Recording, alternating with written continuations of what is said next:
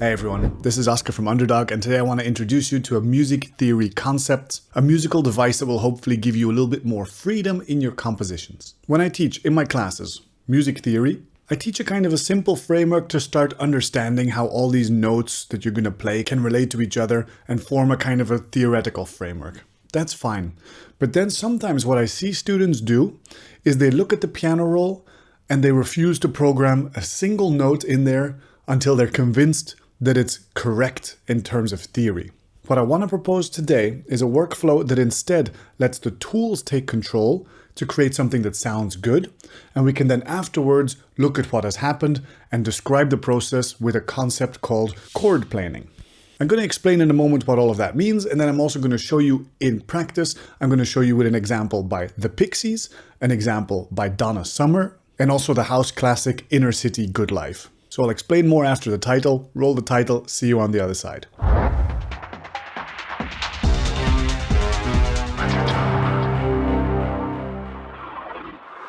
Before we go any further, like the video, subscribe to the channel, hit the little bell icon. Come have a look at our website underdog.brussels for some of our educational content that you can get over there. And consider supporting me on the Patreon if you like these free weekly videos that I keep putting out.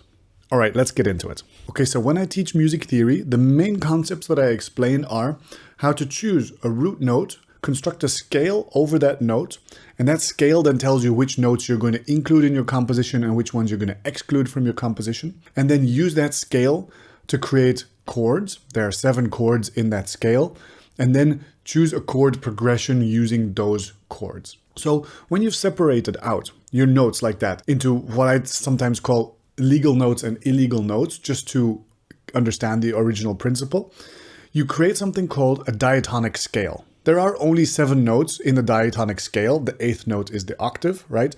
So there are only 7 notes in there, and that is a very good starting point to create music that's very in harmony. However, there are many, many reasons why musicians also choose to include notes from outside of the diatonic scale. Now, sometimes there's a music theoretical justification for including notes from outside of the scale, but sometimes it's actually led primarily by the hardware or the tools that are used. And particularly in electronic music, I'm talking about sequencers and I'm talking about samplers. And because in electronic music, those are so common, I think it's important that you know the concept of chord planing. I watched an interview by Jacob Collier recently, and in that interview he talks about how most instruments are essentially shape-based and how pianos are very shape-based instruments and guitars are very shape-based instruments as well. And by the concept of shape, we might mean the distance between the root note of a chord and the other notes of the chord. For instance, in a normal triad, that's a chord of 3 notes, you have the root note plus the 5th note, which is 7 semitones above. And then you have the 3rd note in between, which can be either major or minor. And so determined by the amount of semitones in between, you say that the chord shape is either major or that it's minor. And if you look at sort of the beginner music theory structure where you have 7 chords in the diatonic scale, you notice that the 1st chord is major, the 2nd is minor, the 3rd is minor, the 4th is major, the 5th is major, the 6th is minor, and the 7th is diminished. So we're not going to talk about that one right now. But so if you want to play the 1st chord of the diatonic scale, you have to play major, let's say. And you want to play the 2nd one, you have to play minor. Then the 3rd one, you have to play minor. So the chord shape changes as you go up. That is, if you commit to stay inside of the diatonic scale. You don't have to do that. What you can do instead is say, I'm not going to change my shape. I'm going to insist on keeping the same relationship between the tones as I move up and down the keyboard. That is chord planing. So let me repeat that definition again for clarity. Chord planing is where you prioritize the shape of the chord as it moves up and down the notes, and you don't change the shape of the chord to fit into any particular scale. Chord planing. I've seen this referred to as parallel harmony in various places as well, but I'm going to stick to the term chord planing for this video. Okay, so I was introduced to chord planing when I was trying to play a song by the Pixies. You might know the Pixies. They are the band that played Where Is My Mind, the soundtrack to Fight Club. They have a whole bunch of incredible songs, but there was a particular song that I wanted to play which was called Greens and Blues. And let me show you how it goes. I have to move over to the piano for this. Okay, so this is an angle I've never tried before. I hope it works. All right, so Greens and Blues by the Pixies It's in G, right? In G major. So G major, it starts here, right? And it goes like this. So it's got all the white notes, but then the F is raised. Okay, fair enough. Just a major scale, right? And so the chord progression goes like this. The number 1 chord. Then we go to the number 5 chord, but we go downwards, but it's the 5 chord of this scale. Then we go to the 4 chord, which is again a major chord. And then we go to this chord. And then we go back up.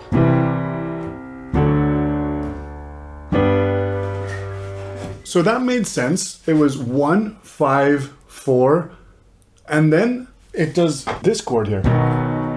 But this note was not part of the scale. And so at the time, I was very confused by this. I was like, how did I misunderstand music theory? Why is this being played? Or did I misunderstand what scale this is in? And I posted online about this, and nowadays I know that the major 3 chord is actually used quite a lot in songwriting. But back then I thought I had misunderstood some things, so I asked about it online. And someone came back with a very helpful response. And what they said was that, given that it is played on a guitar, they probably just held the major shape and moved it down a semitone and then back up. So they would go from here, down a semitone, holding the major shape. So from here to here, basically everything just moves down a semitone. You see that? Everything moves down 1 semitone. And it sounds good in context. And maybe once it sounds good, we don't have to ask ourselves any further questions. So on a guitar holding the shape of a major chord, it's easy to just move it down 1 semitone and back up 1 semitone. It's very easy. You don't have to think about it too theoretically. And so they told me that this device is called chord planing. And since then I've started to see it showing up everywhere. And this is really interesting because the Pixies composed on the guitar, and holding the shape on the guitar made a lot of sense. The tools of electronic musicians also dictate certain shapes that we might want to hold. In particular, like I mentioned, sequencers and samplers. Let's talk about sequencers first, and let's talk about Donna Summer next. She's an amazing pop artist, amazing singer, and one of her biggest hits, which is called I Feel Love, was produced by Giorgio Moroder. Giorgio Moroder is one of the pioneers of electronica in general. He was very famous for his Moog sequences and this sort of very dance floor friendly electronic beats that he put into pop music. And so if we look at the chords of I Feel Love, none of this is going to make sense in terms of our diatonic scale. What the chords are of Donna Summer's I Feel Love are A major, C major, D major, and E major. 4 major chords. If you remember the diatonic chords that I mentioned earlier, 1 is major, 4 is major, and 5 is major. That's 3 chords that are major. So we can't actually have 4 different major chords without already going outside of the scale. And we could justify it by saying maybe it's a major 2 or a major 3. But this song sounds like it's got a major 6, a major 1, a major 2, and a major 3. That doesn't make a lot of sense if you try to think about it from that normal music perspective. But what does make a lot of sense is if you think about how sequencers work. On a hardware sequencer, what you might do is you might feed it 1 note, and then you might tell the sequencer to play that note twice, then go down 5 semitones, then go down 2 semitones, then go down 5 semitones, and then back to the first note again. And that creates a shape around the note that you're holding down. And then whenever you change the note that you're feeding into the sequencer, the shape follows along, and so it creates that shape over every single note. So in this case, the sequencer could create 4 major chords just based on 4 root notes. You could just feed in this root note, this root note, this root note, and this root note. And if you have the hardware that then automatically constructs major chords over it, you're automatically going to get 4 major chords. And because they have this kind of upward motion to them and they feel very consistent, it works really well on a dance floor. Even if, in a songwriting perspective, it's very unlikely that you would come up with these chords if you're trying to work backwards from theory. So the tool has priority over the theory. This is one of the main takeaways of this entire video that I want you to understand, is that if it just sounds good, it is good. And so this is a perfectly valid technique. You don't have to stay inside of the diatonic scale. Here, let me move into Ableton to expand a little bit on that Donna Summer idea, and then also show you how this works with samplers. Let's move over there. Okay, so let's have a look how we could recreate that arpeggio line from Giorgio Moroder. Let's take ourselves a super standard sound and let's just program the simplest little synth patch that I can imagine. That's fine. We don't have to get any closer than that for now. So this is going to be called our bass. So what we're going to need to do now is we're going to play simply the root notes of what we want. So of the progression, we know that it's going to be A, then we're going to duplicate that, then it's going to be C, then we're going to duplicate that, then it's going to be D and E, right? So these are the 4 root notes of the chords that we know now in retrospect that that's what the song is about, okay? So we can just play it like this. Great. But so instead now we need an arpeggiator that's going to play some notes relative to these chords. So you might have seen in my last week's video that I'm not a huge fan of Ableton's arpeggiator for this kind of thing because it is quite limited. I'm not going to be able to do what I want with this arpeggiator. So instead I'm going to use an external arpeggiator, this time Cthulhu, because I'm very familiar with Cthulhu. And so what I'm going to do with Cthulhu is I'm going to first create a chord shape before we go into Cthulhu. So I'm going to use one of the MIDI effects, the one called Chord. And what I want to do is I want the root note to come out. I want the 7 to come out. And I want the +10 to come out. We could also do this in the negative direction, and maybe that's even better, by doing -5 and doing -2. Let's see what I get out of it.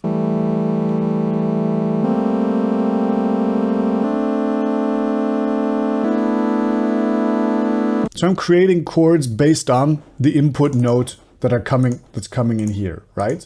So these notes are being added to the -5 and the -2. And then Cthulhu is going to break that up into an arpeggio. And let's see what that sounds like. Excellent.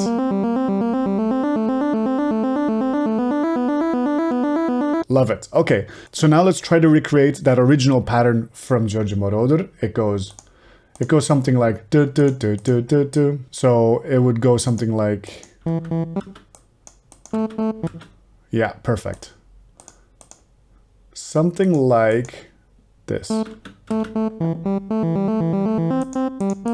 Yeah, perfect. Let's make the steps shorter.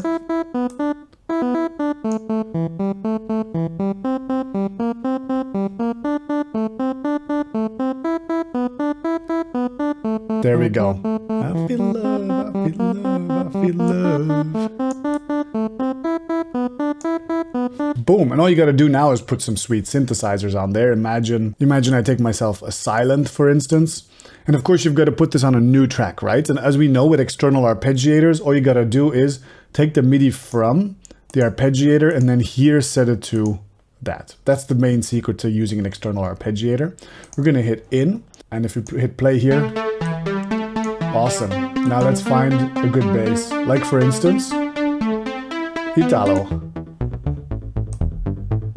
It's not a coincidence, this is called Italo, and that Giorgio Moroder was the founder of Italo disco as a genre. There we go.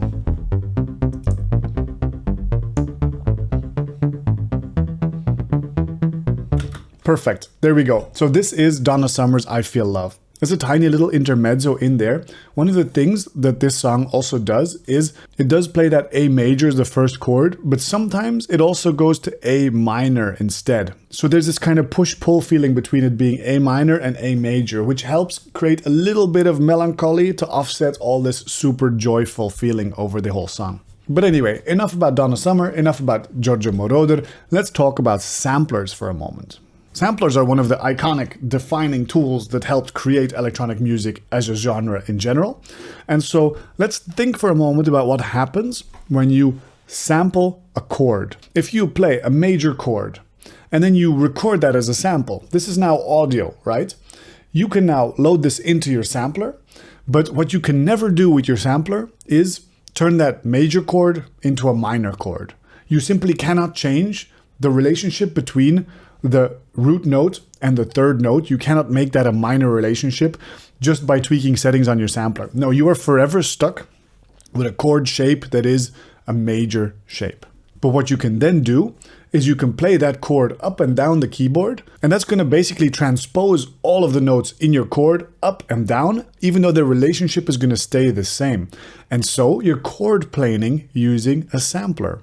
This is super common in house and hip hop. For instance, in old school house, what you would have is they would sample a chord and then just play that rhythmically up and down the keyboard. For instance, let's use the example of Inner City Good Life. This is an iconic song, but the piano riff in that is just a resampled piano chord that is chord planing. Let me show you this in practice. For instance, let me take a new MIDI track and let me play a minor chord in there. And I'm going to use the sound of the M1 house piano because this is like a throwback to old school house music. So we'll go in, we'll find ourselves a very nice bright piano sound. Here, there we go. Piano mix 2. Perfect. Love it. So what I'll do here is I'll program myself in just a very simple minor chord, C minor, you know, the root note plus 3 semitones plus 7 semitones. Perfect. So now what I'll do with this is I'm going to resample this. So this is going to be my piano chord. I'm going to resample it, turn this chord into audio so I can no longer change the notes of the chord. I'm going to do freeze track, and I'm going to do flatten track, and this thing now has created for me some audio samples of this minor chord. Awesome. What I want to do now is I'm going to simulate how this would be resampled, for instance. You would create a MIDI track, and you would drag this frozen sound down here and to automatically create a sampler like this. And so now I'm using this as a sampler and I can play different notes. And so what we've got here is the shape of a minor chord. And when I play it up and down the keyboard, all it's doing is it's transposing all the notes up and down by the same amount, but it's always going to be a minor chord. It's never going to turn into a major chord. And specifically to create the riff from Good Life, I believe I have to go something like...